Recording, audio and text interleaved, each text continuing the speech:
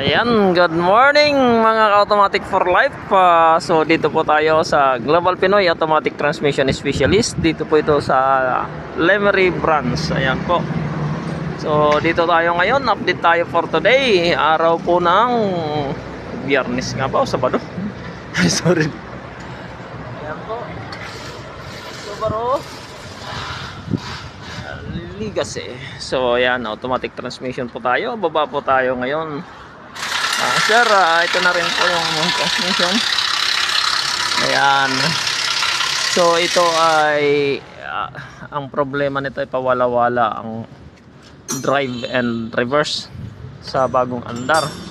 So kailangan mo siya gasan ng todo para tumakbo. Ayan, magbababa po tayo. Napansin na po tayo, ito ay binuksan na po nila yung pangilalim. Hanggang doon lang po yung kinaya nila. So tiningnan nila at ginawa naman nila yung first aid procedure nila. So at the end wala pa rin po nangyari. Walang pinagbago, ika nga. Kaya napunta ito sa Global Pinoy Automatic Transmission Specialist. For documentation po, marami po tayong tagas sa ilalim po, sa velocity o yung sa drive shaft. At gayon din dito sa parte ng may spider gear bill housing. So makikita po natin yan kung saan po nagmula yan. Pull down po ng 80 po automatic transmission. Ayan po, sinisimulan po ng aming mga kasama. So meron po tayo dito napansin na support. Ayan, support po ay basag o durog. Ayan, ayan, durog yung kanyang transmission support. Subaru Legacy sedan po ito, sedan. Ayan.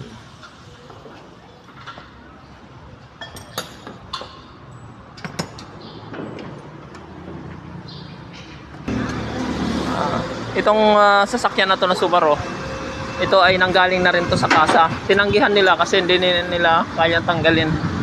Ito kasi napakahirap ng sasakyan na to, 4x4 kasi ito. Pansinin po ninyo, dalawang drive shaft left and right na nakaungot yan dito sa ayan o. So ngayon para maibaba yan, tinan nyo yung actual position. Kaya hindi nila alam to eh. Actually may mga cover na sila tinanggal dito, hindi na nila naibalik.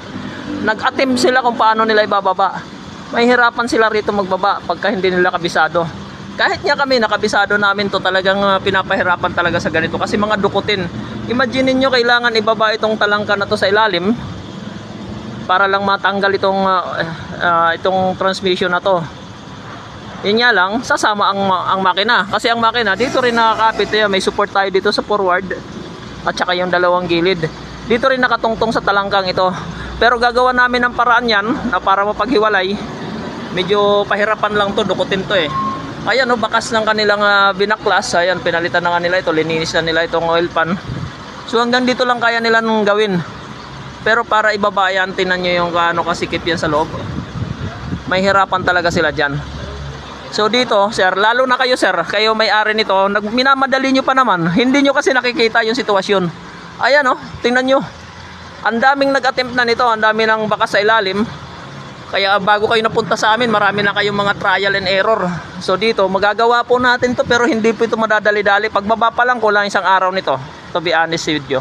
Kahit kami na mga sanay kami sa ganitong sakyan, mahirap talaga ito, dudukutin namin para mapaghiwalay lang yung makina at saka yung transmission. So ngayon, ayan, nagsisimula na kailangan natin tanggalin yung rotor disc para walang sagabal yung mga drive shaft niya, kabilaan po yan. Siyempre, pag tinanggal natin yan, matatanggal din po itong ating brake fluid po, mabubusan po yan. Pwede po natin tatagas po kasi yan. So yan lang muna latest. Tayo po ay kasalukuyan po nagbababa ng Subaru Legacy.